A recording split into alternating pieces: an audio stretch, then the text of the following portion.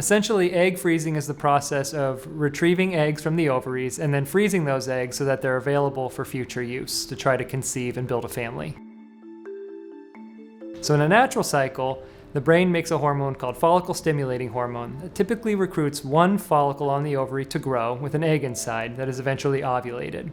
In an egg freezing cycle, we essentially give that same hormone through a medication, and the goal is to recruit multiple follicles from the ovaries so that we can retrieve multiple follicles in a given cycle and freeze the eggs. So eggs can essentially be frozen indefinitely. There doesn't appear to be any detriment to using an egg a few months after it was frozen, a few years after it was frozen, or even a decade or more later. Egg freezing is something that everybody should be aware of as a reproductive option to help preserve their fertility for the future.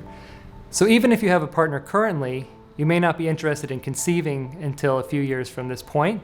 Perhaps you have a desired family size that's large enough that based on your age, freezing eggs is something that should be considered in order to increase your chances of being successful.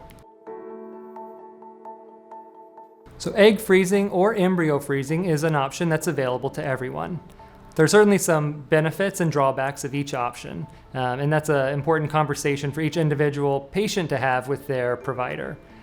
Egg freezing has the benefit of reproductive autonomy. Those eggs can be thawed in the future and inseminated using sperm either from a partner or potentially using donor sperm. Embryo freezing has the benefit of having further developmental information regarding the quality of the eggs. So when we create embryos, we know how well those eggs fertilize, and we know how well they develop into embryos that can be used for the future.